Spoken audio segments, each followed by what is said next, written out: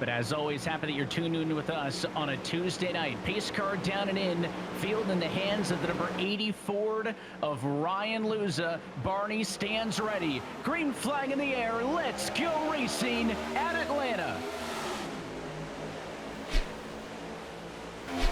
He tried to bail through the kinks on the quad oval. It was a bit of a tricky spot. Checked up the outside line, going off and into turn one. And look at that big swing down to the inside for Parker White, trying to get underneath the number 90 of Jory Lopez. 5 laps down at Atlanta. 5 different race leaders already. White leads the bottom. It's the 90, the 89, I should say. Garrett Lowe leading the top side, pushed by the 90 of Jordy Lopez. No separation throughout the field. Looks like they're thinking about 3 wide a couple of rows back. The leaders all over each other that time by the stripe, as White going to be the first driver to lead 2 laps. Let's try to see it one more time. You can see the M80 car in the middle there, and yep, Graham Bolin, Ray Alfala on the top side. Again, Bolin was trying to help push him along. It gets Alfala loose, and honestly, Steven Wilson may have gotten the worst end of it there in the middle, as he kind of made a little bit of contact pretty heavy with Alfala. He got tagged by the 3 of Jonathan Delaney as well, and caught a little bit of the inside wall also. Not a track you want a little bit of aero damage. From afar, it looks like we're taking the 285 around Atlanta, although over the course of tonight's race, we'll do 2 times the length of Interstate 285, but it looks just about the same. I don't know where I'd rather be, stuck on the freeway or middle 3 wide, because it has not settled down. And that middle lane, Blake, in fact, now pulling the slight advantage to the cars on the bottom with the 8 car up front. Caden Honeycutt leading the charge through the middle, still trying to get all the way up to the 89 car, and big swing low. Michael Cozy going to undercut the 8 car, and he'll stunt the momentum in the middle lane just for a moment. And he's got plenty of opportunities to make some more money and continue to write history.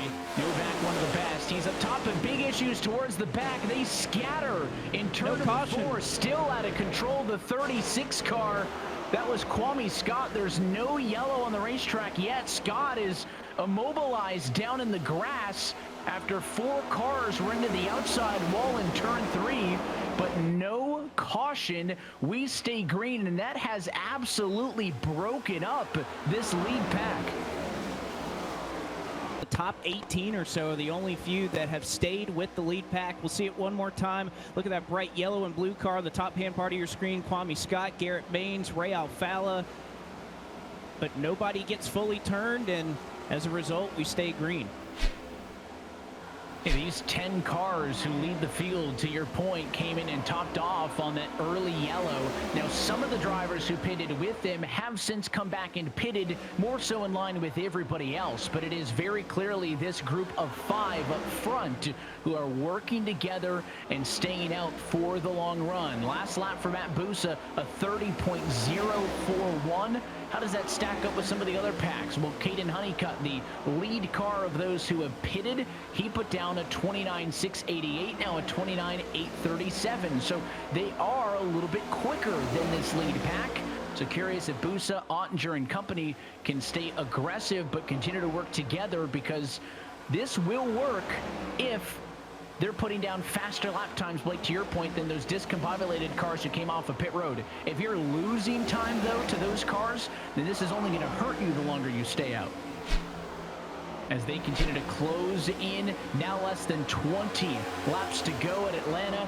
Guest continues to lead. He has been out there for 69 laps. We'll see just how much longer that 45 car can go before he finally needs to bow down to pit road. We also got to think about the fact that there's a couple of lap cars that are kind of intermingled with this lead pack. I mean, look at Timmy Holmes right now. He's technically the leader of this line, but he's being scored right now 1 lap down, just in front of Michael Guest, who could put him 2 down if he tried to make the move. Zach Novak, a little bit of damage that he has, but he's also a lap down. So these lap cars are definitely going to be a factor at the end of this race. And how hard they're racing up here, that's going to allow that second pack to catch them a little bit easier. Across the finish line up front at Daytona a couple of weeks ago in the season opener, but now Malik Ray, Casey Kerwin, a lethal combination. They're catching this lead pack, and they're going to take their momentum. I know they're going to make a move somewhere, but do they go high? Do they go low? Right now, they look to the outside, but Michael Guest and company currently on the outside lane. There's lapped cars in this mix as well. You're looking for the black and white 45 of Michael Guest. Fourth car in line if you look at this from a broad view. He's on the outside, pushed by the 66 of Keister, then the 17 of Bowden. Those are the three cars who pitted at halfway and should be able to go the distance. The 7 of Malik Ray, the white and green Chevy midfield pushed by Kerwin. They are there. Big shove into turn number 1. The advantage has gone, but there are lapped cars in the middle of this battle amongst the leaders. Going to make working with each other tricky coming to 12 to go. A throw of that set, the Merchant ends up as your race leader. He has lapped cars in front of and behind him in the white and blue number 14 Toyota. He's got a buffer. Running blocker right now is that 99 of Matthew Zawak, protecting the Merchant from the next lead lap car, that black and white 45 Toyota of Michael Guest. Here comes Malik Ray, though. Has been working so good with his Spire Motorsports teammate Casey Kerwin. They go to the bottom. Seth sees in and responds. Has to go low to protect the inside. 8 laps to go at Atlanta, and they're on his bumper. By the way, an update, that pack that Matt Busa led and stayed out, they are 11 seconds back. And I think at this juncture, that's going to be a little bit too much time that they're going to have to make up to be a part of it. But you see all these different strategies coming together, a bunch of lap cars that are a part of the mix as well. The Merchant trying to control the race, and he has control in the bottom. Again, those are some lap cars out there that he does not have to worry about until you get back to Michael Guest. But the Spire Motorsports cars nearly touching the grass. 2-car tandem. Is it going to be enough to clear them? Yes, it will. Malik Ray to the point for now at Atlanta.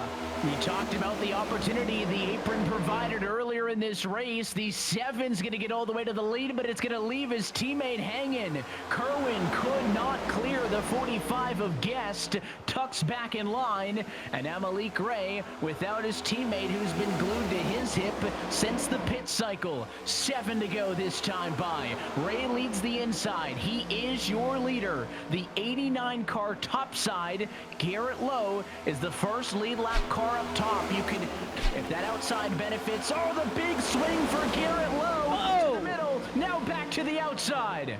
Oh, Kerwin, is he going to be able to save it? They're 4 wide in the middle of the pack. The 45 of Michael Guest sliding through, and it looks like they finally collect each other. It could not last forever, and a caution flag comes out as one car comes to rest down on the apron. It is the 48 of Graham Bolin with 5 laps to go. Seemed committed to the lane, and then all of a sudden kind of changed his mind. You'll see the big swing left-hand side of your screen. It all started by Lowe, went to the middle, and then seemingly changed his mind, tried to squeeze back up in front of the 41, and it just accordioned them all back. And as it always seems to be in these super speedway races, where it starts, those cars drive away, and it was in the rear where you see the 42 car get turned around. And it is finally, for all the incidents that we got away with, finally the second yellow of the night. And after all of that, Garrett Lowe, the big block starts it. Well, Garrett Lowe scored as your race leader. We are headed to eNASCAR overtime. Attempt number 1 at a green-white checker. Garrett Lowe, Malik Ray on the front row. Green flag in the air. We also have a group about 20th on back that elected to take tires. They have to pass about 20 cars, but they'll have some fresh tires if they can get enough laps to make it happen. As Malik Ray dives to the inside, he'll go to the middle on Garrett Lowe. Michael Guest emerges with the race lead as they continue to work 3 wide into turn 3. They got to get back to the white flag for it to be official. Big slide for Colin Bowden. He saves it. 4 wide, spinning off of 4. Do they get to the stripe? They don't. The lights come on before, and it's a big one at Atlanta. They can't even see that wreck that's probably happening in front of them, and that's exactly what we're going to see. You can take a look. You could kind of pick out Colin Bowden sliding a little bit there, stacking up the line. And unfortunately here at Atlanta, there could be some violent impacts here on the front straightaway. as everybody's trying to get to the line. And, you know, we weren't sure if we were going to be able to get to the white flag, Evan, as they were crashing. It was so close to whether we were going to see this race through to the end or not, but looks like it's going to take another attempt as one more look for Donovan Strauss. Cool. And sometimes it works out perfectly. It certainly did for Donovan there. Let's try this again. Attempt number 2 at eNASCAR overtime. Green flag in the air. It's a good jump on the bottom. Guest going to get a big shove by Garrett Lowe. They're hooked up to turn 1, but there's a big gap behind to the 34. Does that 2-car breakaway hurt or help the inside off of 2? I think it's going to hurt Garrett Lowe as Guest goes up to block. There's going to make a move on the high side. Colin Keister's going to have to go back down to the bottom as he and Guest trying to control each of these lanes. Colin Bowden's kind of in the catbird seat. Is he going to push Jimmy Mullis by or try to make his own move to the 3rd lane? If we get to the white flag, it's official, and it is as they're 4 wide for 2nd. Colin Bowden up to the race lead into turn 1. Bowden's got the speed, 4 wide behind. Now stack it up and reckon in turn 2, but the battle for the race lead is on. Bowden topside, Guest inside, no help low as the 7 of Malik Ray gonna push Colin Bowden into the lead. What can the 7 do though? One final look at a turn 4. Bowden holds the inside, right to the outside, 3 wide to the stripe, and it is Malik Ray, topside, race winner at Atlanta.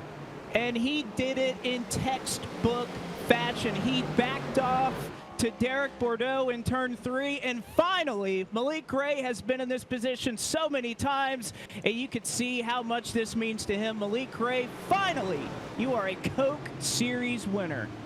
And Malik Ray, who has been here and done that, has finally reached the top of the mountain.